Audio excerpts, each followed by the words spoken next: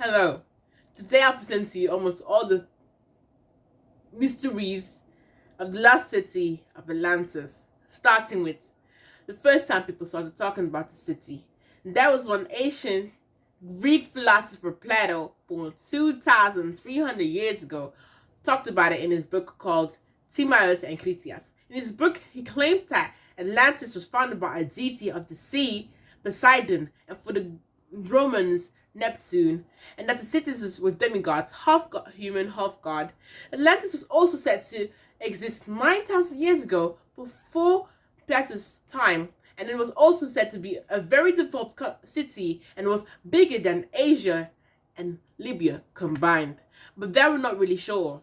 The reasons of the disappearance of the city, according to Asa, was because utopians were very greedy, petty, and morally bankrupt. The gods had enough of this nonsense and punished them by sending them a full night of fire and earthquake, causing it to sink into the deepest depths of the ocean. More than this, I do not know, but let's go to the possible explanations of why the city was so popular in research.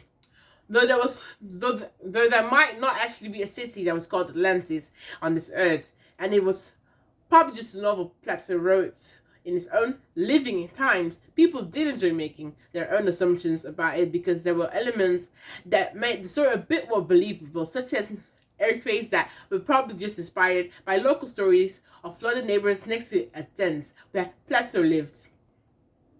There were said to be other cities that did get subsumed by the ocean, such as a city of Tunis Heraklion.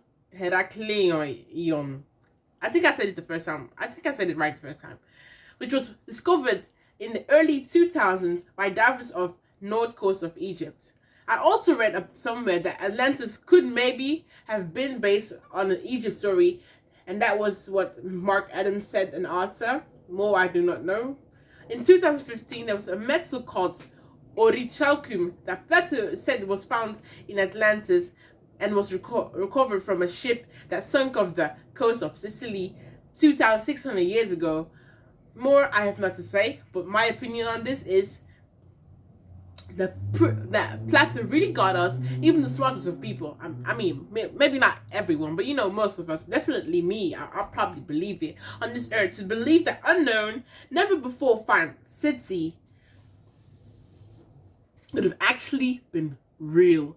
I feel like that's a really, really good novelist work, and I do admire that. The ability to create a narrative that blends fantasy elements and with snippets of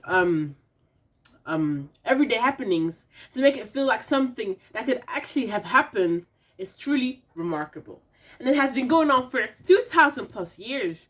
People still think and do hope that it could actually have been real. Well, I think that is kind of cool. Thank you for listening, and this was Flower.